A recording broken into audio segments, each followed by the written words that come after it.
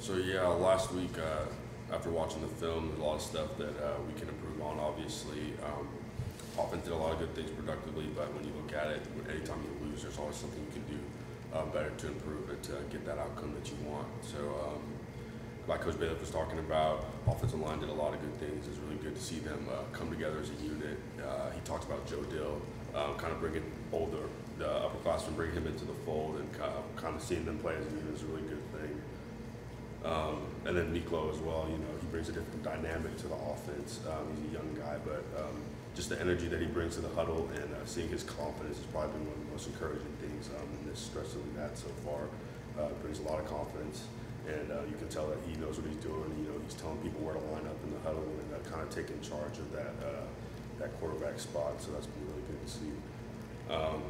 But we had a lot of success on the ground. It's been really encouraging. And then again, Miklo didn't have the crazy monster stats that he could have had, but he made a lot of good decisions, a lot of mature decisions that promising things to see out of a young guy like him. And so Aaron Cephas making plays like he always does, and then just really stability and some good pass protection and people blocking out on the perimeter for each other is really good to see as well. So again, not some of the glamour stats that you would think of, but I mean people executing and doing their jobs is probably the best thing we saw out of that film this past weekend.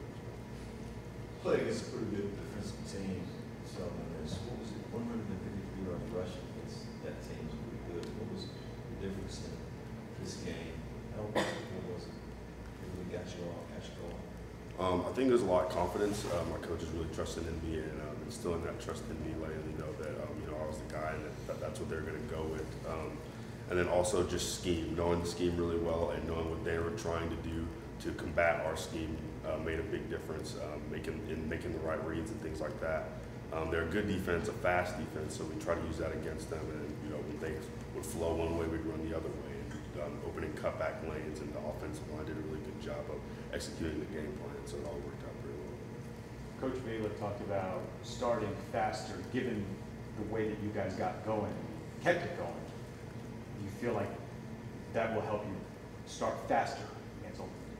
Yeah, for sure. Because like you said, we kept it going after once we got started. So clearly the potential was there. So there's no reason not to start earlier and to not put ourselves in the hole at the beginning. And that's been kind of a big thing this year.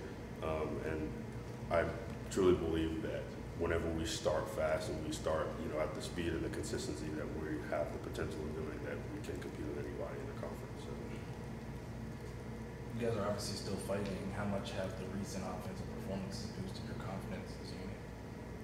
A lot, because we know what we're capable of, and we've always believed that from the beginning of the season. And so seeing some of those things come into fruition has been encouraging.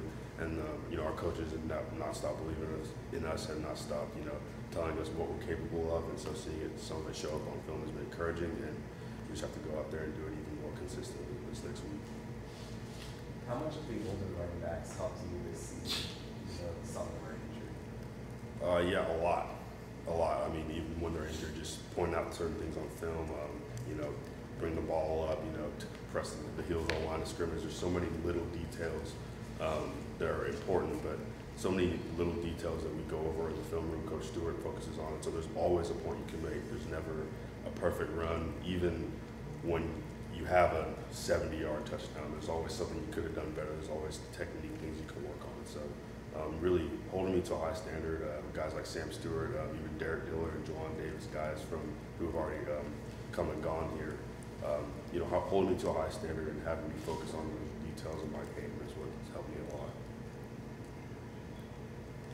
Can you talk a little bit about Miklo's presence in the game and in the huddle and things like that?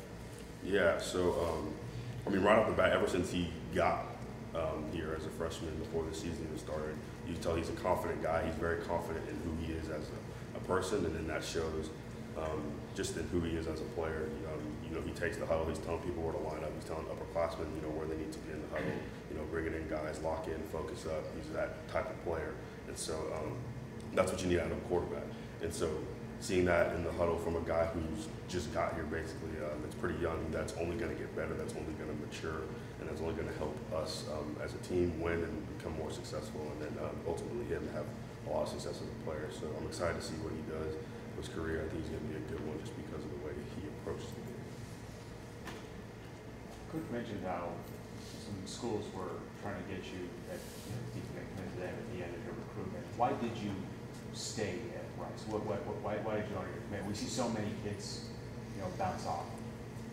Yeah, well, back when I was a senior and kind of towards the end of my junior year, I had Baylor and Oklahoma State kind of coming to me. Those were probably my top two. Utah a little bit as well. And it just kind of I narrowed it down to Baylor, Oklahoma State, and Rice. And none of those other schools really had everything I wanted as far as like academically, the atmosphere on campus, and then like also the city of Houston is a big thing for me too. I love the city of Houston and just the resources that it has. But the feel on campus, the coaches, I mean, these coaches are amazing, and people outside don't really understand, like Coach Stewart, how much he cares about us in the running back room, not just on a surface level, but about developing us as men. Coach Bailiff, time and time again talks about how much he cares about developing us as people, and not just for football season, but for beyond that. And so that was something that I felt every time I picked up the phone and talked to Coach Sloan, who's my recruiting coach, or when I talked to Coach Bailiff. And so I felt that.